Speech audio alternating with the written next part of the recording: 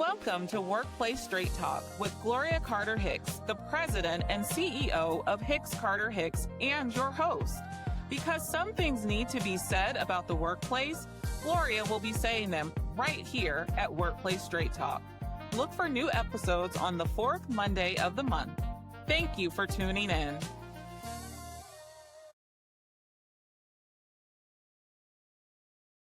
Welcome to Workplace Straight Talk. I am your host, Gloria Carter Hicks. And today we have a special guest with us, Kristen Sorth, the director and CEO of St. Louis County Library.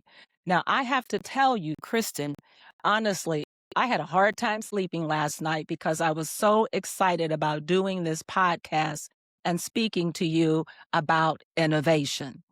And so welcome. We're glad you are here. Oh, I'm so glad to be here. And, you're one of my favorite people on the planet. So Well, thank you.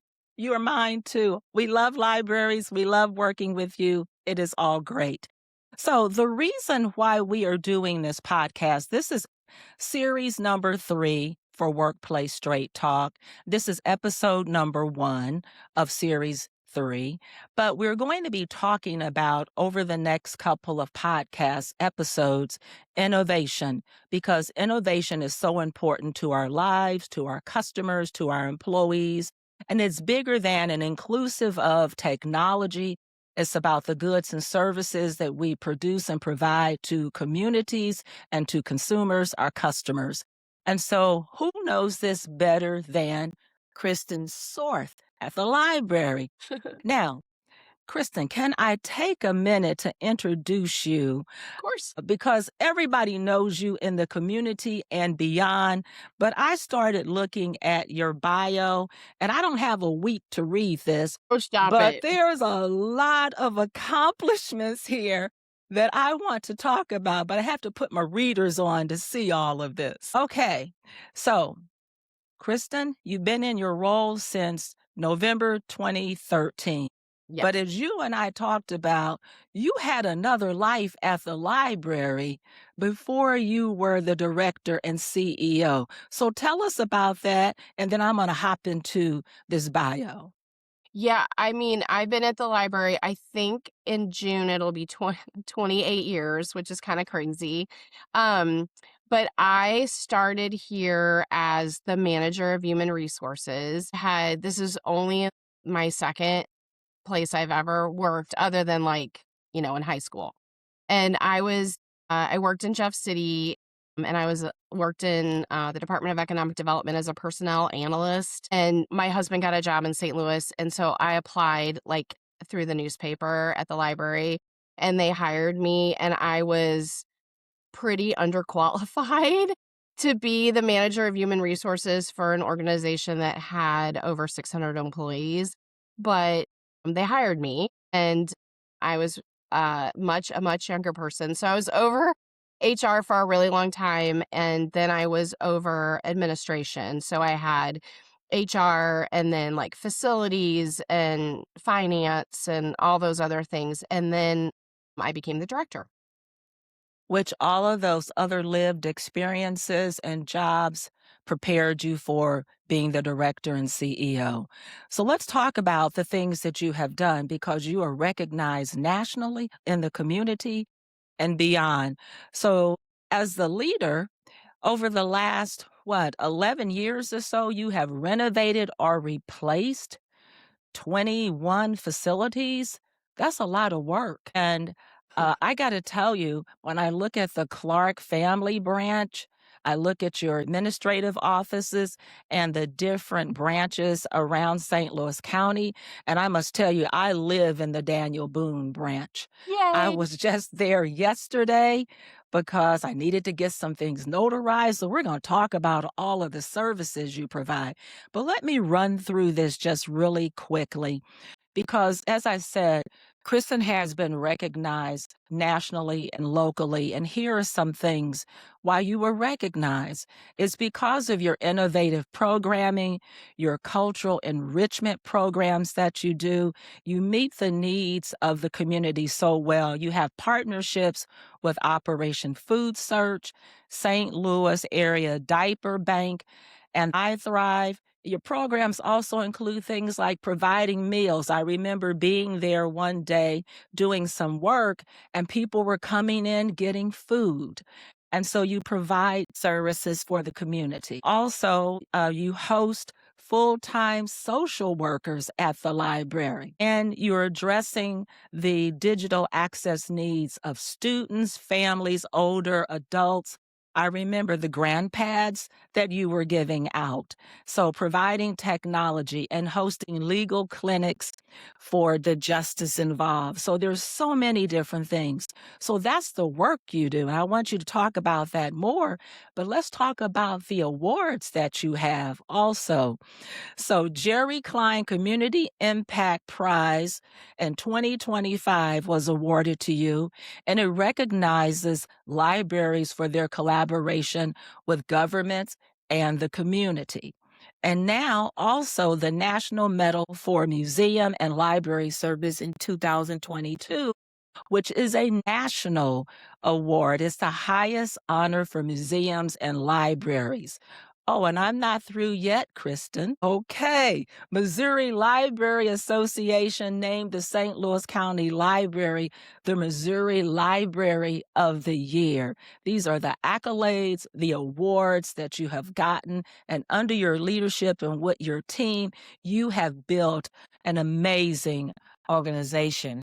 And so these things are appreciated in the community. I have just a few more things, and Oh then my we're going goodness. to get into the discussion. I happen to be at a luncheon for the St. Louis Women's Forum that Kristen and I are members of. And not only did I learn about the work that Kristen does, what touched my heart, honestly, is knowing the person that Kristen is and her family. And more than the director and CEO of the library, Kristen, the person, was given the Trailblazer Award by the St. Louis Women's Forum. And then also, I was at the dinner for the 2023 Titan Business Award that you received. So your contributions to the community are just amazing. And then you have time to be on boards. Yeah. And there you have it, folks. Kristen Sorth. Oh, Love that's it. nice. All right. So let's get into this Okay. conversation. Okay. So, St. Louis County Library has evolved far beyond a traditional library. How do you define the library's role in the community today? Well, I think our role is defined by our patrons. Really respond to the needs of people that are in our branches, people that are using us online, but also non users as well. You know, when we hear the community needs something, we really step up and try and figure out a way to support them in both a traditional way and a non-traditional way. You know, lots of people check out ebooks from the library, check out regular books, come to, kids programs, adult programs. But then there are other things going on in St. Louis and in the region that we need to support. And that's why we have social workers and partnerships with the Diaper Bank or Operation Food Search, because we can't do everything for everybody. And so it's important to reach out to experts in the community that can help us deliver those services. But the reality is people are in our branches looking for help, and we want to provide that. And sometimes we can do it ourselves, and then sometimes we look to others to help us. But really, it's all about what the community needs. You know, you talk about the partnerships, and that's one of the reasons why you were recognized and received an award. How do you go about determining the partners that you're going to align with? Yeah, so the library was pretty under the radar for years, decades. You know, libraries are pretty humble about the work that they do. And when we started doing our construction projects, we also realized that we didn't talk enough about the work that we did. So we had a place and a kind of a forum to do that.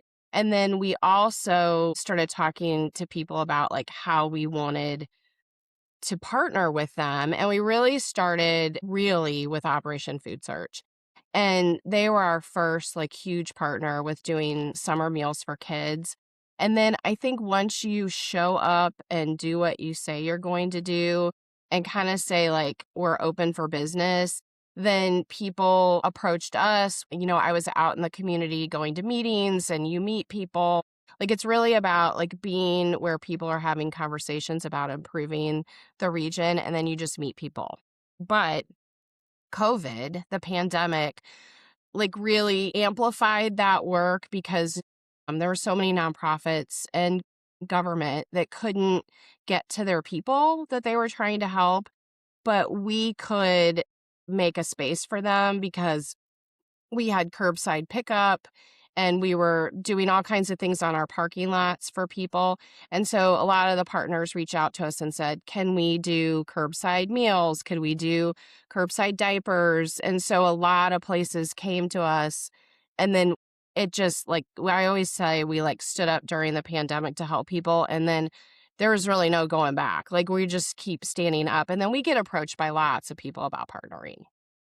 You see real leadership in the time of a crisis, and the library truly did step up. So, what's next? What are the trends? Do you have a crystal ball that's going to tell us what are the trends for libraries over the next decade? What are you going to be doing? Yeah, I think so I think we're not gonna go I think we're not gonna ever go back, not just us, but all libraries, to where we're a shushy, quiet place. Someone was just talking about doing some filming in our branch to do interviews, and they were like, well, I'm sure if we did it during the day, it's gonna be super quiet. And we said, our libraries are pretty loud. Like they're dynamic and people enjoy being there, and we don't shush people anymore. So I think the center of community um, model is here to stay. If you look at Clark Family, that building allows people to use the library how it works for them, whether they like to be in a quiet space or they like to be out in the open or they want to be on the outdoor reading deck or they want to be in the kids' room, which is loud. I mean, really loud.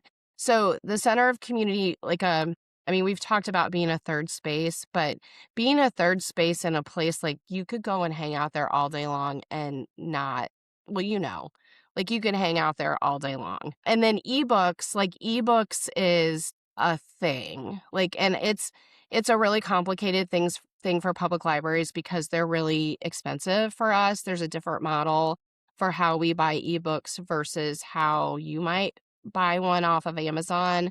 And so the model is expensive, and I think there's all kinds of questions about the sustainability of how a public library continues to have as many ebooks as the public demands. So I think that's important. And then for us, our focus is, this sounds weird because you would think that literacy is our focus, and it certainly is. It's one of our strategic plan goals. Okay. The less about literacy, because we're certainly about literacy, and more about like how to help parents teach their kids how to read and how to be a backbone support for families, because reading levels in not only in St. Louis but in the United States are way, way off for younger kids, particularly post-pandemic. So our focus is really, how do we help families, caregivers, parents teach their kids to read and keep them on grade reading level. Well, when you talk about the evolving library where you are today and where you're going to head, and it's a focal point for the community, the center. I bring my grandkids to the library. It was raining one day, and I said, we need to get some books. And they said, well, we want to go to a playground. I said, get in the car. We're headed to Daniel Boone Branch, and we're downstairs, and I said, and they were like, look at all these toys. Look at everything. I'm like, go for it. There's a sliding board. There's all kinds of things in there. Yes. There's a train set like in there for kids. There's all these things to do. And it is a family oriented, centered environment, or whatever your family is, whoever your family is, whatever you want to do. There's something there for you to do. Now, let's talk about what innovation actually looks like, because a lot of times people think of innovation as technology. And as I said in the intro, it's that and beyond inclusive of, but there's more than technology to innovation. So, what does it actually look like inside of your library system? I think innovation is it starts with yes. It starts with saying like that's a good idea. Let's see if that works. And working backwards from there. I think that there's sometimes people start with no, and that doesn't lead to innovation. I think it means having so many different voices at the table. So you've got really great ideas from people with diverse backgrounds and diverse thoughts and experiences.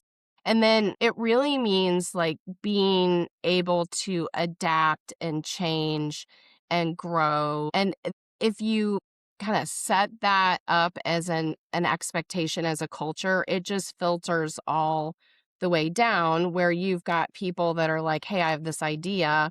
And we say, oh, that's a great idea. Let's try it. And I think you have to be vulnerable if you want to be innovative because sometimes it doesn't work. And you just say, well, oh, that didn't work. We'll try something different. So it really does look like not being afraid to do something totally different. Like social workers, I think there's a lot of people that are like, why do you have social workers at the library? And we say all the time, like, there are people here looking for help, and our employees are amazing, kind, helpful, smart, but they cannot do everything for everybody. And so we really said, like, what do we need to do here to serve our community better and to also help our employees continue to be really great at the work that they do. And so that just made so much sense to us. And we have social workers at several of our branches, but we could probably have them in every branch. Wow. When we did work with you a couple of years ago and we did the focus groups and the interviews and the surveys and reached out to the community, talked to your employees, I heard something resounding. It was your culture. And so, how do you go about creating this engaging, inspiring culture that helps you be as innovative and forward thinking as you are? Because it came out through the interviews and talking with people in the community that you really care about people. I think for me personally, having an HR background is really important. I came into this job, have a master's degree in public administration. I was not a librarian. I ended up going back to library school the first year I was the director because the board asked me to, and I'm glad that they did. Like at the time I was annoyed, but I'm glad that they did because it's important. It's important like in the world of libraries, having a master's degree in library science is important for a director. There's not very many directors that aren't librarians. But I also had this whole connection with people that worked here because I had hired so many of the people that work there. They knew me, they saw me. And so I think you have to be present, you have to be authentic, you have to be vulnerable and to talk about like during the pandemic, I was literally like, I'm just going to tell you all, I don't know what to do. Like, I'm trying to figure this out like everybody else is. So I think a lot of managers go in thinking like you can't share anything about your life. And I'm not saying like you have to share like the deep, dark parts of your life, but you could say like, I had a really hard weekend. My dog is sick. Or, like just connecting with people makes people around you want to connect with people. And libraries are just filled with really kind, loving people anyway. But if you set up this is a pretty flat organization where if you have an idea, you can email me directly and I'll Okay. respond. It starts to make people feel very safe about coming up with ideas. You know, um, when I listen to what you're saying, I think about trust. People trust you. The authenticity of your leadership style says, I'm human. I don't know everything. I need to gather information and take in information from the environment, from people around me. And I heard you mention before about getting the library science degree and how the board supported you. So I'm going to shout out to the board too, Yes. because you have an amazing board that helps you Oh my create that gosh. culture as well. It starts at the top and it just flows throughout your organization. So, encouraging people to go directly to the director and the CEO with an idea is something that is absolutely fabulous that more people need to take note of, because oftentimes you can get insulated when you're at the top. Right. It's lonely. And so why not like let people in to support you? And like we have new employee orientation at the library, and I go and say hi to them, and all of our administrative team pop in to say hi, to introduce ourselves, to talk about our roles, to say like if you have concerns, you can email us. Like there's always an icebreaker at new employee orientation. And so when each one of us goes, they ask us the icebreaker. And so, like,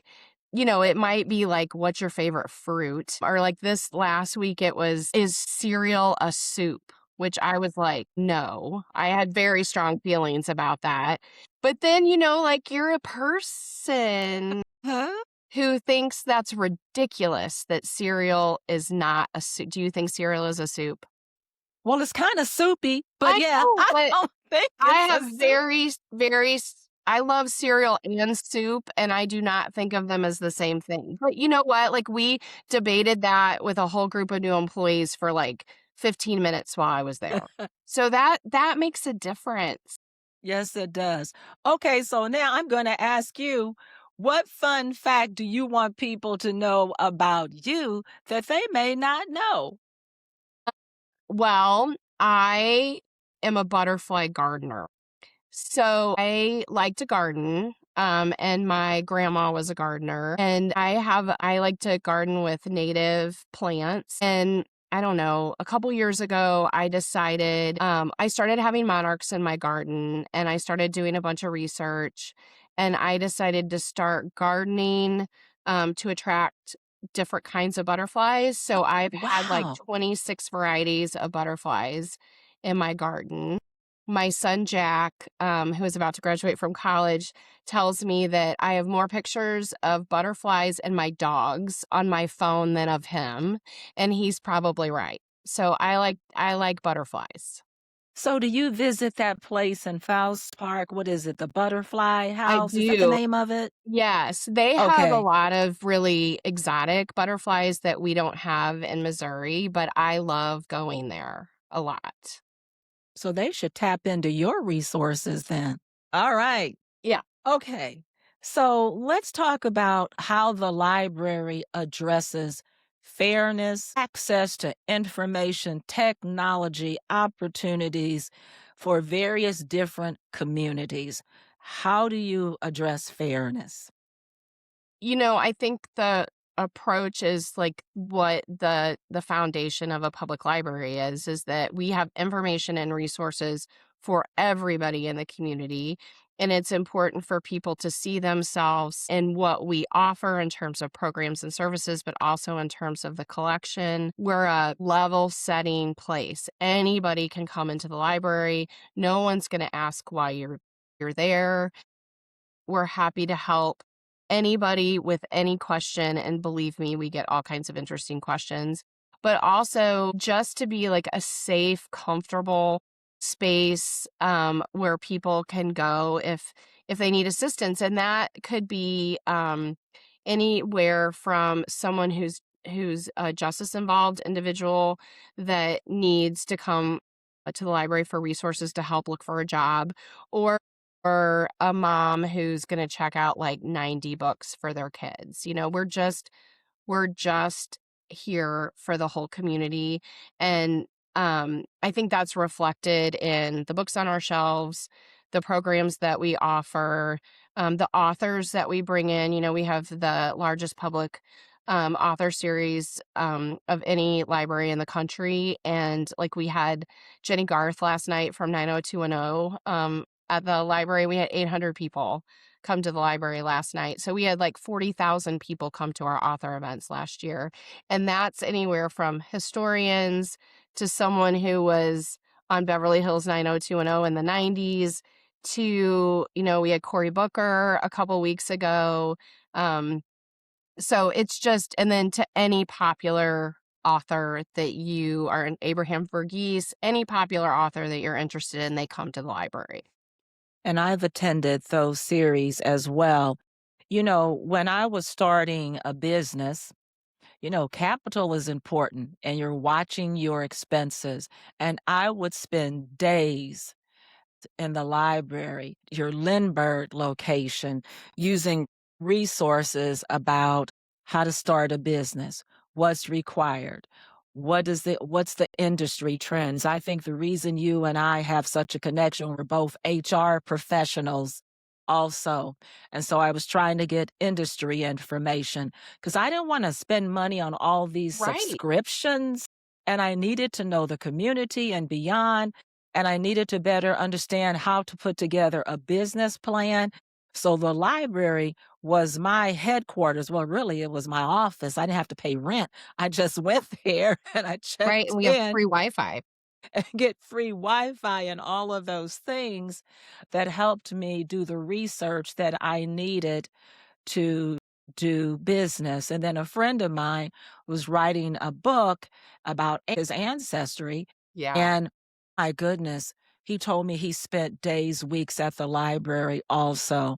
So meeting the needs that people have is extremely important, whatever those needs are. And that point about fairness and access so that people have access to information, access to opportunities, and find ways to prepare themselves for jobs. These are all the things that you do so well. So you talked about this a little earlier, but I want to circle back to it. Empowering staff to challenge the status quo. I think this is a really important question. And at some point, I think during the pandemic, realized that it was the pandemic and things were awful for everybody, isolating, awful. And then also that we had focused so much on our construction projects that we had maybe forgotten to check in with employees as much as we needed to. And so we really started focusing more on employee relations, and we hired someone who reports to me that is an employee engagement specialist. And we started doing lots of surveys, responding to those surveys. We have an employee suggestion system, and we started doing things that we always say like brought the fun. Like we do employee engagement day, and we have walking challenges and like pumpkin decorating contests, and all those things that make people feel like they're part of a team and part of something. We have over 600 employees. We have 21 buildings. So it's really easy to not feel like you're part of something bigger. And then we also realized, Gloria, with your help, that we needed to tell people why we were doing something, that it wasn't enough just to do something. Like you had to say, we're doing this because of this. And that's for the public and our employees. And then we also learned from Gloria's help that we couldn't rely on email to communicate with employees all the time, that they're overwhelmed with email and they couldn't keep up. So we went out and got a really robust intranet that is almost like an internal Facebook. So it allows us to communicate with our employees real time, all the time. They can load pictures and there are badges and you can like comments. And it really does feel like an internal Facebook page. And then they can also have their own page where they can do that within departments. So it does feel like you're so connected. And that was really very, very important. And then we were able to say, like, Like I do like a 5 things to know email. I don't do it every week, but I try and do it at least once a month where I Okay. say like, here's 5 things to know. And it might be like, this is how many books the cataloging department cataloged this month, or look at this cute picture of this little boy that went viral on Facebook, or, congratulations to whoever. And then I usually try and include something like a picture of a butterfly, like something personal about me too. But it really does make a difference to do that. What you've created is a family, a work family. And that really does help employees. You talked about engagement. So we know if employees feel that no idea is a bad idea, I have an opportunity to speak to the director directly, and you're sharing information about who you are, vulnerability, all of those things is about leadership and creates a culture where, yeah, people feel comfortable saying, maybe we should do something differently. This is what Right. we used to do. They don't feel threatened about giving new and different ideas because no idea is a bad idea. Right, and the employee suggestion system, Hmm. there are so many good ideas that come in because 'cause we're not out working with the public all the time, Okay. and so when we do implement those, we always say like, "Hey, we changed this policy," or, "We started doing this because an employee suggested this." Hmm. And so it's important to, like, authentically ask for comments, feedback, criticism, and then to call it out and say like, Hmm. we're responding to this because of this. So I think lots of people, like, we talk about this, Gloria, like there's a check a box, like, oh, I Hmm. did that, but if Hmm. you don't like follow up on it, it's worse. Well, that's what I thought was amazing about when we did the surveys, interviews, focus groups. I mean, you followed up, you gave information back to the managers to disseminate that information to their branch employees, and you shared the outcomes of the surveys. You posted the information. And so, sharing information, being open and transparent is another part of strong leadership where people trust you. I have a question for you about patrons, customers coming in. So, if customers have an idea or suggestion, how do they make that known? Yeah, we have a couple different ways. So we have patron feedback forms. So we have physical forms that they can fill out at the branches. We have a contact us link on our website where people can email. And then we take in informal comments. So we have all of the employees at the branches and our customer connect line, which is where when people call, they get a department of people to help them keep track of informal comments. And it might be like, I don't like your website. Or it might be like, when my child was scared to start kindergarten and we went to your kindergarten prep class and she's no longer scared. And so it's not stuff that people like formally submit. It's things they Hmm. say to our employees. And Okay. so we get that and then we collect it and then we share it back with staff. So Okay. sometimes there's good things on there and sometimes there's not. But like if we start seeing a trend of informal comments of something that's not working, we're like, okay, we need to look at this. Like it's time. So, you have several avenues for innovation from your employees, from the community, from the board. Yeah. You take information in, process it, look at it, and decide what are those things that you can do strategically to ultimately better help the community. Now, I got a question for you. It might be a hard question. What's the challenges today for libraries? I mean, so the world is complicated, we'll say that. And I do think that we are seeing people who have massive amounts of stress in their life coming into the library and transferring that to our amazing employees that work there. And so that makes the environment stressful and challenging and also glorious. Like there's far more lovely patrons than than challenging ones. But the ones that are challenging it's hard. And I think the challenge is to make sure that our employees are safe, they aren't stressed out, that have an outlet to talk to somebody. I think keeping up with the way the world is changing is important, and we've done that so well over the years. But the rapid amount of change, like from AI to how people get their news, like keeping up with important factual information and making sure people have access to that is a role that is really important for public libraries. Making sure our buildings are maintained and are still a space where people want to come, like those kinds of things. And then funding, for us, we're a tax supported organization, but there are lots of conversations about property taxes and income taxes. And there's a lot of conversations around taxes, and that does have an impact on services for organizations that use those tax dollars to provide services. For other libraries around the country, they might be part of city or county government, and so they're competing with others. So I think funding is always going to be something that's out there. And then, like I said, like the whole ebook conversation, like how do we keep providing this really important service even though it's really expensive?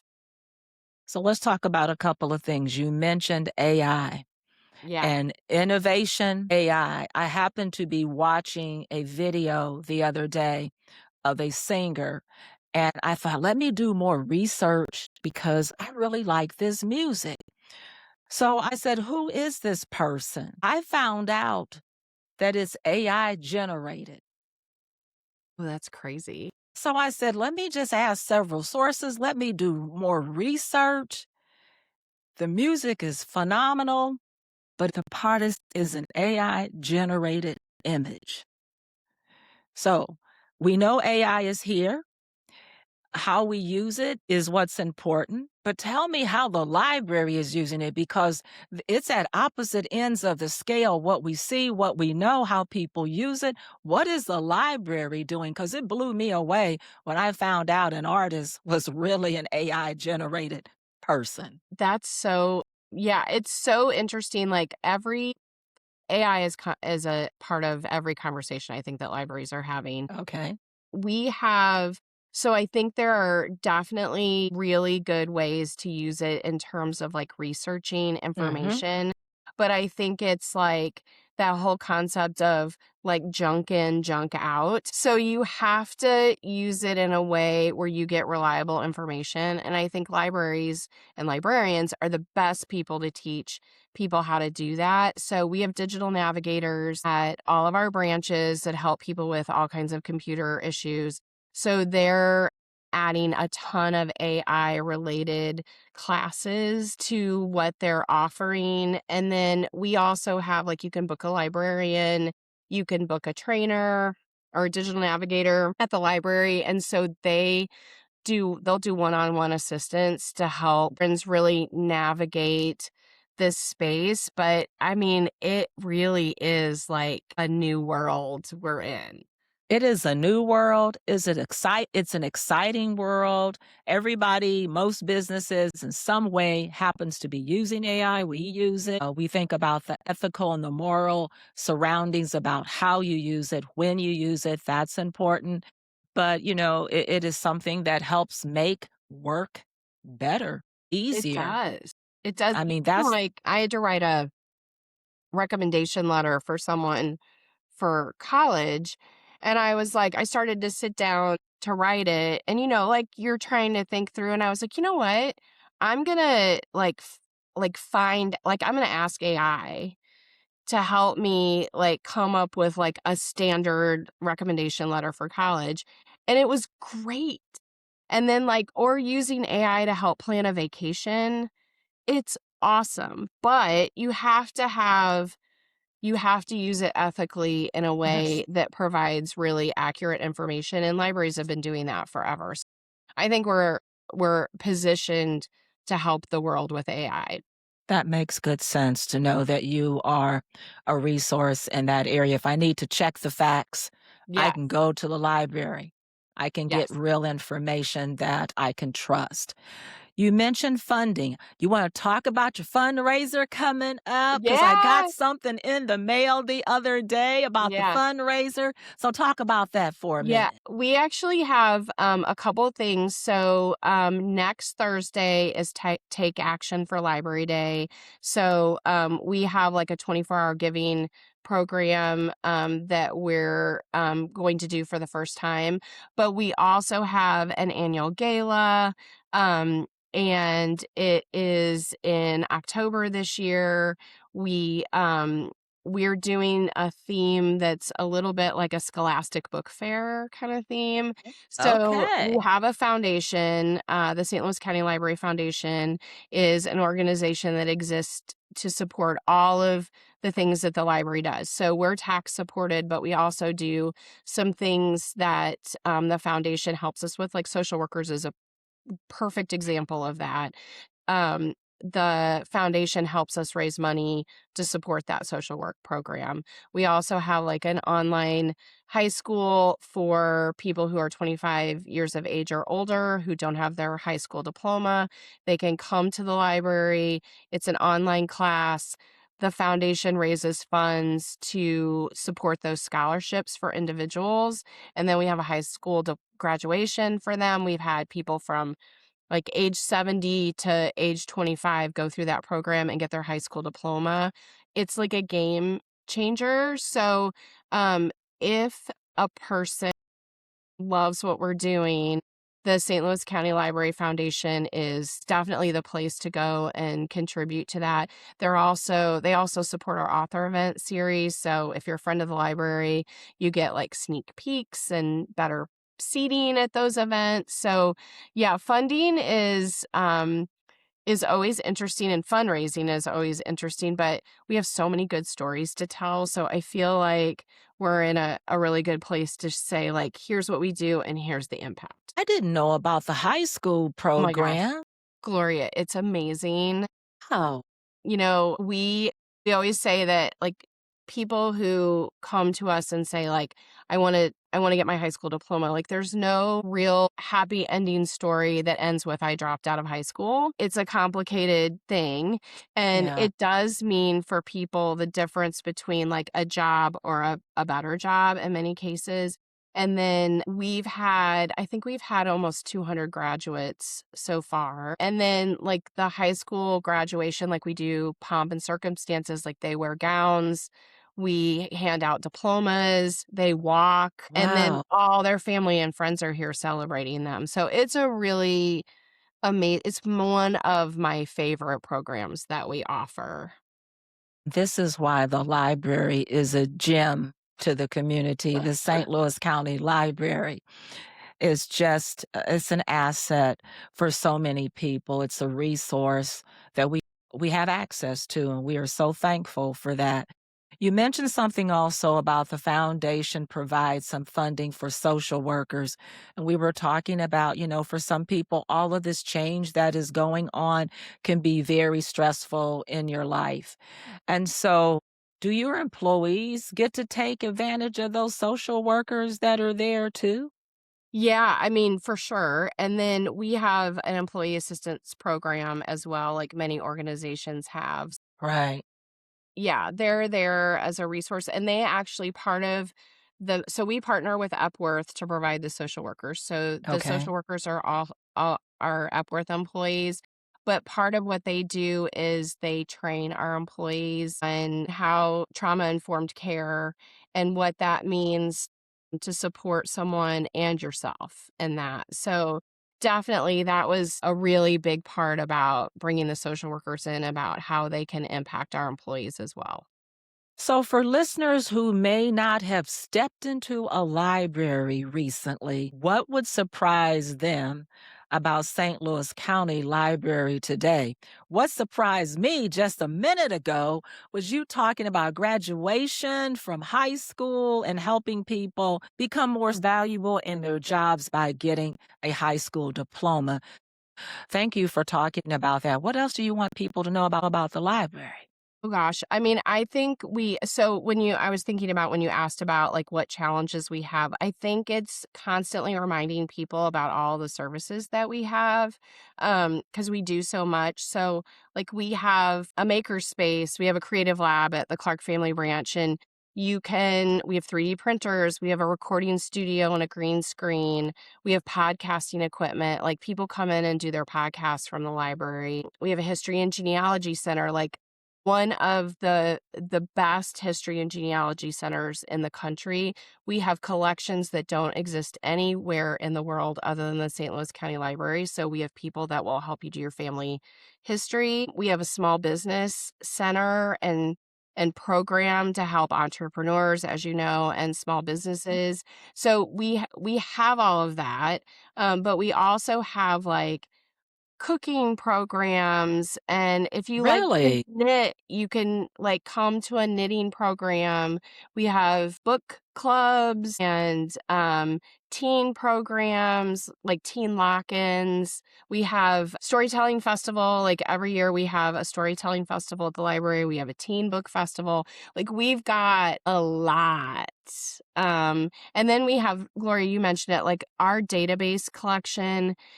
You know, the cost of databases are really expensive, Yeah, they and you are. can come to the library and you can do research about, like, where you should sell your products. Like, we have all these databases that will help entrepreneurs, small businesses write a business plan, and then we also have, like, online homework help. You name it, we have it. So I have some friends that have asked about things like, what are we going to do with our kids for the summer? And I just heard a lot of different things that are happening at the library for young people and, for kids in elementary school or otherwise, that they can come to the library and do just a lot of there's a lot of different activities. Teen lock-in. I just got to hear more about the teen lock-in. Is it like 24-hour No, lock-in? like, they come Okay. in, like, on a Friday night and have, like, a fun teen program, like, they might have, Wow. do all kinds of fun, like, programs in the library, like, not 24, oh my gosh, I don't know about 24 hours. But we do have, we have summer camp. Last year was the first year we had summer camps for Wow. teens, and so Okay. we'll have them again this summer, and Okay. last year we had them divided up into, like a creative lab kind Okay. of camp, a history and genealogy camp, and then a small business entrepreneur camp. And this year we're combining all of those. So Okay. we have camps for teens, which is awesome. We have transportation that bring people to the Clark Family Branch if they don't have transportation to get there. So we have a bus that brings kids from a couple branches. So Mm. yeah, we have a lot. Yes, you do. You are busy. We are busy. And you have a lot of things going on that help so many people. And that's why I wanted you to come on and talk about St. Louis County Library, share your Thank you. story personally, how you got to the library, what you're doing, how you see the future for the library. And so when we talk about innovation for libraries, the St. Louis County Library just exemplifies what that is, what that means. And so thank you so much for being here today. We're going to wrap up. As I said earlier, this is the first episode of our series on innovation. You can watch and listen to Workplace Straight Talk on YouTube and our website at h-c-h.com. We're on Spotify, Apple Podcasts. So thank you for tuning in today. And Kristen, most importantly, thank you for sharing your time. We appreciate it. Well, thanks so much. And yeah, if you haven't been to a public library lately, go to one. It doesn't have to be St. Louis County Library. All libraries are awesome. All right. Thank you. Thank you, Gloria. Bye bye. Have a Bye. great day. You too.